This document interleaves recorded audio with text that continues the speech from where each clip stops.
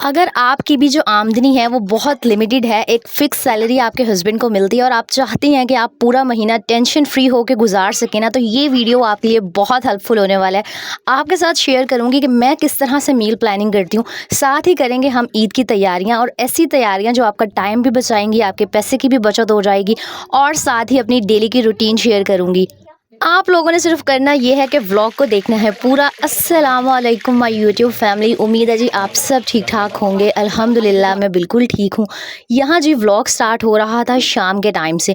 आपके साथ अक्सर मैं अपनी मॉर्निंग रूटीन शेयर करती हूँ, सोचा कि आज ना शाम के टाइम से व्लॉग स्टार्ट करती हूँ। दोपहर के टाइम वो जो खाने वगैरह से फ्री होने के बाद मैं बर्तन धो के रखती हूँ ना, फिर मैं थोड़ी देर रेस्ट करती हूँ। उसके बाद जब मैं 5-6 बजे किचन में आती हूँ ना, सबसे पहले जो सारी धुली हुई चीज़ें होती हैं उनको मैं एक एक करके समेटती हूँ। और मैं आपको हमेशा एक बात कहती हूँ कि बर्तन ना कभी भी उसी वक्त फ़ौरन रैक्स में मत रखा करें। इस तरह जो हमारे बर्तनों वाला रैक्स है ना, उसके अंदर ज़ंग लगना स्टार्ट हो जाता है और जो बर्तन है ना उनके ऊपर भी अक्सर निशान पड़ना शुरू हो जाते हैं। तो जब बर्तन अच्छे से ड्राई हो जाते हैं, सारा पानी उनका निकल जाता है ना, फिर बर्तनों को उनकी जगह पे रखा करें। अच्छा, मेरी जिन बहनों के किचन मेरी तरह के होंगे ना, यहाँ पर हर चीज़ को मैनेज करना ना बहुत मुश्किल हो जाता है। लेकिन अगर इंसान थोड़ी सी समझदारी दिखाए ना, जिस तरह मैंने अपने ये जो कैबिनेट्स हैं इनके आगे पर्दे लगा लिए हैं, तो काफ़ी ना चीज़ें ऑर्गेनाइज लगना स्टार्ट हो जाती हैं। तो इस तरह ना छोटी छोटी समझदारी की हैबिट्स को अपना के आप अपने घर को, अपने किचन को ना खूबसूरत बना सकती हैं। अक्सर ना आप लोग मुझसे पूछ रहे होते हैं आप भी आमना की डाइट शेयर करें, तो मेरी पूरी कोशिश होती है कि मैं जो घर पे बना रही हूँ ना, आमना को अपने साथ वही खिलाऊं। लेकिन शाम को इस टाइम ना उसे कोई हल्का फुल्का कुछ चाहिए होता है, जैसे चिप्स हो गए या कोई भी ऐसी चीज़। तो मेरी ये भी कोशिश होती है कि मैं बाहर से ना हर चीज़ को अवॉइड करूँ और घर पे बनाऊँ। बेशक मैं फ्रेंच फ्राइज़ बना रही थी, हेल्दी तो नहीं होते, ऑयल में बनते हैं, लेकिन एटलीस्ट घर पे बनाया करें, क्योंकि हमें नहीं पता कि बाहर जो ऑयल इस्तेमाल हुए हुए हैं ना वो किस तरह के हैं। इस तरह घर पे चीज़ें बनाएंगे ना तो पैसे भी बचेंगे और आपके जो बच्चे हैं ना उनकी हेल्थ भी ख़राब नहीं होगी। साथ ही मैंने फटाफट से रोटी के लिए पेड़े बना के रख दिए थे ताकि आटा थोड़ा सा सेट हो जाए, फ्रिज से निकला हुआ था। और जी ना आजकल इतनी गर्मी है, मेरा ना रात को सालन खाने को इस तरह कुछ भी दिल नहीं कर रहा होता, तो मैंने सोचा कि फटाफट से ना पकौड़े बना लेती हूँ। लेकिन अगर मैं कोई सिंपल सी चीज़ बनाती हूँ ना, जैसे पकौड़े भी हो गए, तो मैं साथ में चटनी हो गई, रायता हो गया, ये कुछ लाजमी बनाती हूँ। इस तरह अगर आप सादा सा भी खाना बनाती हैं ना, तो अगले इंसान का खाने को दिल कर रहा होता है और वो सिंपल सी फूड भी ना आपके लिए कम्फर्ट फूड बन जाती है। और एक बात कि बेशक न्यू मंथ स्टार्ट हो चुके हैं, लेकिन अक्सर मेरी बहनों के साथ ये वाला इशू होता होगा कि सबके जो हस्बैंड की सैलरीज़ हैं, पेरेंट्स की, स्पेशली अब्बू भाई की जो सैलरीज़ घर पे आती हैं वो यकम तारीख को नहीं आती हैं। अगर तो हाँ आपके हस्बैंड वगैरह गवर्नमेंट एम्प्लॉय हैं फिर आ जाती है यकम को सैलरी, लेकिन मोस्टली जो प्राइवेट इंस्टीट्यूट वाले हैं ना, वो 5-7 तारीख तक सैलरी देते हैं और फिर वो महीने के लास्ट डेज़ को गुजारना और ये सैलरी के इंतज़ार में जो 1, 2, 3, 4 वाली डेट्स है ना, इनको गुजारना इतना मुश्किल हो रहा होता है। तो मेरी पूरी कोशिश होती है कि अब जब तक सैलरी नहीं आएगी ना, ये जो वीक है, मैं बाहर की जो चीज़ें हैं उनको जितना अवॉइड कर सकती हूँ ना करूँ। वरना नॉर्मल रूटीन में अक्सर ना मैं शाम को बाहर से कुछ ना कुछ खा लेती हूँ। कभी लेग पीस मंगवा के खा लिया, कभी कोई टिक्कियाँ मंगवा ली, कभी ऐसा कुछ खा लिया। लेकिन ये जो लास्ट के डेज़ होते हैं इसमें मेरी पूरी कोशिश होती है कि ये नो शॉपिंग वीक है, ना ही बाहर से घर पे कुछ आएगा, ना ही कोई बाहर का खाना आएगा। तो इस तरह ना छोटी छोटी हैबिट्स को अपना के आपका जो बजट है ना वो मैनेज हो जाता है। इंसान ने पेट ही भरना है ना, और अगर इंसान चाहे ना तो वो थोड़ी सी हल्की फुल्की चीज़ बना के, कम पैसों की चीज़ बना के भी ना अपना जो पेट है वो बहुत आसानी से अच्छे से भर सकता है। यहाँ पर जो मैंने पकौड़े बनाए थे, इसके साथ मैं एक ये लहसुन की चटनी बनाती हूँ। इसकी रेसिपी आपको बताती हूँ, लाजमी पकौड़ों के साथ ट्राई कीजिएगा। सबसे पहले आपने थोड़ी सी इमली को ना पानी में भिगो के रख देना है, फिर उसकी जो सारी गुठलियाँ और बीज हैं उनको अलग कर देना है। आपने 4-5 लहसुन के जवों को पीस के अच्छे से, ये जो इमली का पानी होगा ना, इमली का पल्प होगा, इसके अंदर मिक्स करना है।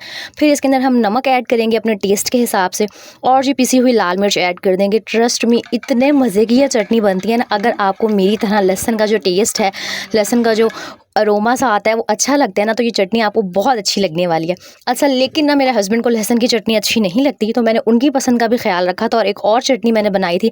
उसके लिए आपने टमाटर ले लेना है, धनिया पुदीना, हरी मिर्चों को ना पानी डाल के ग्राइंड करना है। इसके अंदर आपने टेस्ट को इन्हांस करने के लिए थोड़ा सा अनारदाना ऐड करना है। साथ में जो इसके अंदर हम ऐड करेंगे नमक और बिल्कुल थोड़ा सा, मतलब 1 चुटकी के बराबर ज़ीरा, और बस इसको हम ग्राइंड कर लेंगे। तो कहने का मकसद मेरा ये है कि सिंपल अगर आप चटनी भी बना रहे हैं ना, तो अगर उस चीज़ को आप दिल से बनाएंगे तो वो चीज़ लाजमी अच्छी बनेगी।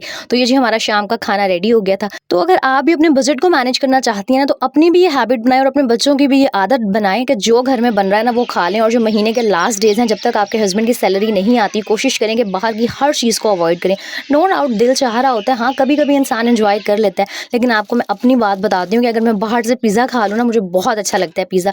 बेशक मैं खा लेती हूँ, बहुत शौक भी, लेकिन बाद में मैं हिसाब कर रही होती हूँ, यार 1000-1500 का पिज़्ज़ा आया था, इसके अंदर 2-2.5 किलो चिकन ईजिली आ जाता। मुझे बताइएगा कि बाहर का खाना खाने के बाद आप भी ऐसा सोचती हैं या नहीं? मेरे साथ तो यही हो रहा होता है कि मैं फिर हिसाब कर रही होती हूँ कि यार क्या फ़ायदा हुआ, फटाफट से पिज़्ज़ा ख़त्म हो गया। अच्छा ख़ैर, ये फिर संडे के कुछ क्लिप्स मैंने रिकॉर्ड किए थे। संडे को ना मेरी पूरी कोशिश होती है कि ना मैं बस रेस्ट कर सकूँ, जो पूरे वीक की थकावट है ना वो उतर जाए, लेकिन फिर भी बहुत सारे काम होते हैं और वैसे ही ईद नज़दीक है। लेकिन ख़ैर, आज मैंने नाश्ता नहीं बनाया था, नाश्ता मैंने बाहर से मंगवा लिया था और मुझे ना नान अच्छे नहीं लगते, तो अपने लिए मैंने बल वाला पराठा ही मंगवाया था, वो पठान होटल का।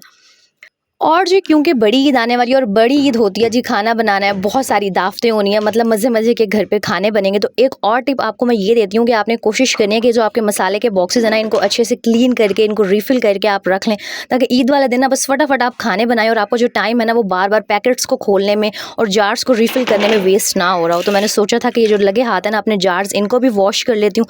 और ये जो ऑयल की बॉटल है ना, इसको आप हमेशा गर्म पानी ऐड करके थोड़ी देर के लिए छोड़ दिया करें और फिर इसको डिश वॉश से ना आप धो लिया करें, तो इसके अंदर की जितनी भी ऑयलीनेस और ग्रीसीनेस है ना वो ईजिली साफ़ हो जाती है। अच्छा, घर पे ना इस तरह से मसाला बॉक्स रेडी करने का एक फ़ायदा ये भी होता है कि वो जो हम बाज़ार से महंगे-महंगे कौरमा मसाले, बिरयानी मसाले और इसके अलावा और भी बहुत सारी चीज़ें, बिरयानी और कौरमा मसाला तो चलें डब्बे वाला मैं भी ख़रीद लेती हूँ, लेकिन वो जो अदरक लहसुन की पेस्ट हम ख़रीद रहे होते हैं, इसके अलावा आजकल दुनिया जहान के पता नहीं कौन-कौन से मसाले आए हुए हैं, तो वो पैसे का सिर्फ ज़िया है। कोशिश करें कि हर जो चीज़ है ना वो आप घर पे कूट लें, पीस लें। जैसे स्पेशली जो गरम मसाला हो गया वो आप घर पे खुद पीसा करें। जो पिसी हुई चीज़ें हैं ना उनकी प्राइस मार्केट में थोड़ी-सी ज़्यादा होती है साबुत गरम मसाले की निस्बत। तो मुझे तो ऐसे लग रहा होता है कि अगर आप घर पे कोई चीज़ खुद पीसती हैं ना, जैसे साबुत धनिया हो गया या गरम मसाला हो गया, तो उसका टेस्ट और खुशबू अलग होती है। तो इन सारी चीज़ों को मैं घर पे खुद ही पीसती हूँ। और एक मसाला बॉक्स मैंने लेके रखा था छोटी ईद पे, अभी तक यूज़ नहीं हुआ था, तो मैंने सोचा कि इसको भी रिफ़िल कर लेती हूँ। इसके अंदर मैंने जायफल और जावित्री रखी थी, साबुत गोल मिर्चें रखी थी, दादरी मिर्च रखी थी और गरम मसाला रखना था।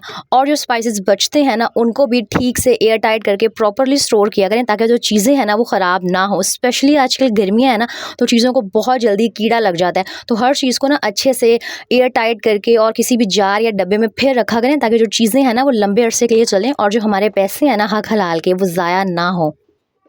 यहाँ पर मेरा एक जो बॉक्स था ना ये रेडी हो गया था। इसके अंदर मैंने सारी वो चीज़ें रखी थी जिनकी ज़रूरत पड़ती है लेकिन कम पड़ती है, लेकिन ईद के दिनों में इनकी ज़रूरत पड़ने वाली थी। इसके अलावा मेरे पास 2 ये वाले स्पाइस बॉक्स हो गए, मसाले के डब्बे हो गए, और ट्रस्ट मी ये बहुत ज़्यादा यूज़फुल और हेल्पफुल रहते हैं। एक तो ना इंसान को एक ही जगह पे सारी चीज़ें मिल जाती हैं, अलग-अलग से ना डब्बे खोलने में टाइम वेस्ट नहीं करना पड़ता। तो ईद से पहले आपके भी जो स्पाइस बॉक्स बने ना उन सबको रेडी कर लें, ताकि ना उस दिन जब आप खाना वगैरह बना रही हो, दावत का इंतज़ाम करना हो आपने, तो बस फटाफट से आप मसाले निकालें और खाने में डालें और झटपट से जो आपका खाना है ना वो रेडी हो जाए। तो एक के अंदर मैंने वो सारी वो बेसिक चीज़ें रखी थी, जैसे नमक हो गया, लाल मिर्च हो गई, हल्दी हो गई, ज़ीरा पाउडर, धनिया पाउडर, इस तरह की चीज़ें।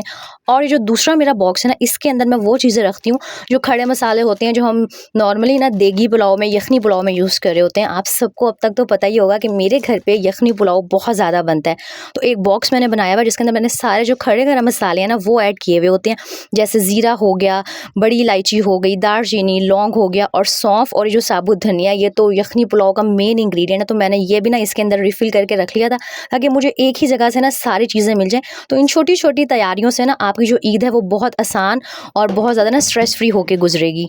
आप लोग मुझे बताएँ कि आपकी जो ईद की तैयारियाँ हैं वो कहाँ तक पहुँची हैं? सफाई तो मेरी ऑलमोस्ट हो चुकी है। मैंने फ्रिज भी कल साफ़ कर लिया था, उसके भी क्लिप्स आगे चल के आपके साथ शेयर करती हूँ। और मेन मुझे काम लग रहा था ये मसाला बॉक्स रेडी करना, ये भी शुक्र अल्लाह के कल मैंने रेडी कर लिए थे। और ईद से पहले मैं फ्रिज को इसलिए साफ़ नहीं करी कि जी मैंने बहुत सारा जो गोश्त है उसको स्टोर करना है। मेरी वैसे भी आदत है कि मैं टाइम टू टाइम ना फ्रिज को साफ़ करती रहती हूँ, और अब वैसे ही ना अभी तक मेरी ग्रोसरी नहीं आई। अगर आई होती तो आपके साथ शेयर की होती। तो मैंने सोचा कि फ्रिज में सामान काफ़ी कम पड़ा हुआ है, तो लगे हाथों ना इसको भी क्लीन कर लेती हूँ। फ्रीज़र अभी साफ़ नहीं किया था। मैं हमेशा ना कोई भी काम जो है ना एक ही दम अपने ऊपर बर्डन डाल के नहीं करती। जो फ्रिज का ऊपर वाला फ्रीज़र वाला पोर्शन होता है ना, उसको साफ़ करने में काफ़ी ज़्यादा टाइम और मेहनत लगती है। तो मैंने सोचा कि आज संडे है, मैंने कपड़े भी धोने थे, तो फिलहाल ना जब तक मशीन के चक्कर मेरे चल रहे थे, मतलब वो 2-3 चक्कर मैं ना जब एक साथ धुल जाते हैं फिर उन्हें पानी से निकालती हूँ। तो जो टाइम था ना मैंने उसको यूटिलाइज़ किया। इस तरह ना अपने टाइम को अगर आप प्रॉपरली प्लान करें तो काफ़ी सारे काम आपके एक दिन में निपट जाते हैं। तो बस लगे हाथों यहाँ मैं फ्रिज साफ़ करने लग गई थी, और सबसे पहले मैंने इसको सूखे कपड़े से अच्छे से साफ़ किया था, ताकि जो भी चीज़ें गिरी हुई हैं, अच्छा इंसान जितनी मर्ज़ी एहतियात कर ले, कोई ना कोई चीज़ ना फ्रिज में गिरती रहती है और फिर वो जम जाती है और उसको क्लीन करना बहुत मुश्किल हो रहा होता है। तो बस यहाँ मैंने सूखे कपड़े से पहले फ्रिज को अंदर से अच्छे से क्लीन किया। और मैं आपको एक और मशवरा देती हूँ, मैंने अक्सर देखा है कि बहुत सारे घरों में ना पाइप लगाया जाता है और फिर फ्रिज को धो दिया जाता है। उससे ना फ्रिज तो आपका बहुत जल्दी साफ़ हो जाता है, लेकिन जो है ना फ्रिज के अंदर जंग लगना स्टार्ट हो जाता है। तो थोड़ी सी ज़्यादा मेहनत कर लिया करें और पानी का पाइप लगा के ना इस तरह से फ्रिज को प्लीज़ वॉश ना किया करें। और बस यहाँ पर वो जो हमारा नॉर्मल बर्तन वॉश करने वाला स्पंज होता है ना, इसकी हेल्प से मैंने अच्छे से इसको साफ़ कर लिया था। और हार्डली इसको साफ़ करने में मुझे 15-20 मिनट ही लगे थे, इतना ज़्यादा कोई फ्रिज मेरा ख़ास गंदा नहीं था। और क्योंकि आज की जो मेरी वीडियो का मेन मकसद है ना बनाने का, वो ये है कि आप किस तरह ना कम पैसों में मज़े के खाने बना सकती हैं। मज़े के ना हो, एटलीस्ट मेरे नज़र में जो चीज़ घर में बन रही होती है ना, वो मज़े की ही होती है और हेल्दी भी होती है। तो लाज़मी नहीं है कि डेली बेसिस पर आपने गोश्त ही बनाना है, चिकन ही बनाना है, मटन बनाना है। अगर आप घर में सादा फूड भी अच्छे से बना रही हैं और अगर आपके बच्चों को, आपके हस्बैंड को आदत है बग़ैर नखरे किए हुए खाने की, तो ट्रस्ट मी आपका जो बजट है ना ईज़िली मैनेज हो जाएगा। वरना मैंने बहुत सारे ऐसे मर्द हज़रात भी देखे हैं जो खाने के मामले में ना बहुत नखरे कर रहे होते हैं। अपने पर्सनल एक्सपीरियंसेस मेरे साथ शेयर कीजिएगा कि आपके घर में खाने के मामले में नखरे किए जाते हैं या नहीं। शुक्र अल्लाह पाक का कि मेरे हस्बैंड इस मामले में काफ़ी अच्छे हैं, मतलब मैं जो बनाती हूँ ना वो खा लेते हैं। अगर 2 दिन पुराना सालन भी है ना तो वो आराम से खुश होकर खा लेंगे, सब्र शुक्र करके। और अगर एक तरह से देखा जाए ना तो ये बहुत अच्छी आदत है। एक तो आपका जो खाना है वो वेस्ट नहीं होता, दूसरा अगर मेरे घर में कोई चीज़ बच भी जाती है ना तो मेरी कोशिश होती है कि नेक्स्ट डे मैं उसको किसी और तरीके से यूज़ कर लूँ। जैसे मोस्टली जब मैं कोई शोरबे वाला सालन बनाती हूँ ना, आलू गोश्त हो गया या कोई भी शोरबे वाला सालन, तो नेक्स्ट डे या शाम को मैं उसके अंदर चावल डाल देती हूँ, ताकि इंसान का थोड़ा सा जो टेस्ट है वो भी चेंज हो जाए। एक ही चीज़ बार बार नहीं खाई जा रही होती है। अगर मेरे घर वो मूंग मसूर की दाल बने और वो बच गई है तो मैं नेक्स्ट डे ना उसका आटा गूंद लेती हूँ। इस तरह चीज़ों को ना क्रिएटिवली यूज़ करना सीखें। और जी यहाँ मैं आपके साथ ना बहुत थोड़े से चिकन से, बहुत थोड़े से कीमे से बनने वाले कबाब की रेसिपी शेयर करती हूँ। यहाँ पर ना मैं बहुत थकी हुई थी, समझ नहीं आ रहा था क्या बनाना है। मेरे पास चिकन पड़ा हुआ था थोड़ा सा, चेस्ट का बहुत थोड़ा सा गोश्त था, उसका मैंने कीमा किया। उसके अंदर जी मैंने अदरक लहसुन ऐड किया। फिर जी एक प्याज मीडियम साइज़ का लिया, हरी मिर्चें ली, उनको चॉप किया और ऐड कर दिया। और आप यकीन करें ये जो कबाब थे ना, मैंने लिटरली कोई 6 या 7 बोटियों से बनाए थे। तो बात सारी ये है कि अगर इंसान के अंदर सलीका हो ना, समझदारी हो, तो वो बहुत थोड़ी सी चीज़ को भी बहुत क्रिएटिवली, बहुत अच्छे से यूज़ करके एक मज़ेदार सी डिश जो है ना रेडी कर सकता है। अच्छा, फिर जी इसके अंदर मैंने बेसन ऐड किया था, साथ में नमक डाला था और आप इसके अंदर ज़ीरा पाउडर ऐड कर दें। और बेसन इसीलिए ऐड किया था ताकि जो कबाब है ना वो टूटे ना। और मेरे बेसन के अंदर सारी जो स्पाइसेस वगैरह है ना वो मैं मिक्स करके रखती हूँ, इसलिए मैंने नमक मिर्च वगैरह कम ऐड की थी। आप अपने टेस्ट के हिसाब से, जितना आपके बच्चे पसंद करते हैं ना, उस हिसाब से नमक मिर्च, ज़ीरा, गरम मसाला पाउडर सब कुछ इसमें ऐड कर सकते हैं। और इसकी शक्ल को खूबसूरत बनाने के लिए इसके अंदर मैंने धनिया और पुदीना भी ऐड किया था। अच्छा, मेरी कोशिश होती है कि अगर मैं कोई सादा सी भी चीज़ बना रही हूँ ना तो उसको इस तरह से प्रेजेंट करूँ, उसको इस तरह से बनाऊँ कि जो अगला इंसान है ना उसको खा के मज़ा आ जाए। तो कोशिश किया करें कि जो कुछ भी बना रही हैं, चाहे सिंपल दाल भी बना रही हैं ना, वो दिल से बनाएं। जब इंसान बिस्मिल्लाह पढ़ के, दुरूद शरीफ पढ़ के और दिल से खाना बनाता है ना, तो यकीन करें वो बहुत अच्छा बनता है। कभी भी ना सर से उतारने वाला कोई काम ना किया करें, स्पेशली कुकिंग हो गई, क्योंकि जो कुकिंग है ना वो जितनी आप दिल से करते हैं उतने मज़े की जो चीज़ है वो बनती है।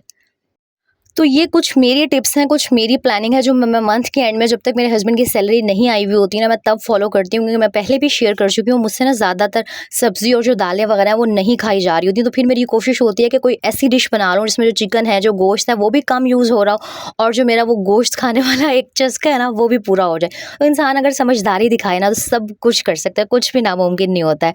आप लोग मुझे बताइएगा कि आप कौन सी ऐसी डिशेज़ हैं जो बहुत कम बजट में रह के बना लेती हैं, और अपनी रेसिपीज़ मेरे साथ शेयर कीजिएगा।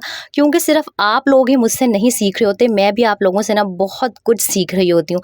इसलिए अपनी रेसिपीज़ शेयर करना, अपनी जो बजट की टिप्स हैं, आप किस तरह से बजट को मैनेज करती हैं ना, वो कमेंट्स में मेरे साथ शेयर करना बिल्कुल भी मत भूलिएगा। और मेरी वो बहनें जिन्होंने रिसेंटली मेरे चैनल को ज्वाइन किया है ना, उनको मैं बताती चलूँ कि अक्सर ऐसे सब्सक्राइबर्स होते हैं जो सब्सक्राइब किए बगैर वीडियोज़ देख रहे होते हैं। तो भाई 1 सेकेंड लगता है सब्सक्राइब करने में, सब्सक्राइब लाजमी कर दिया करें।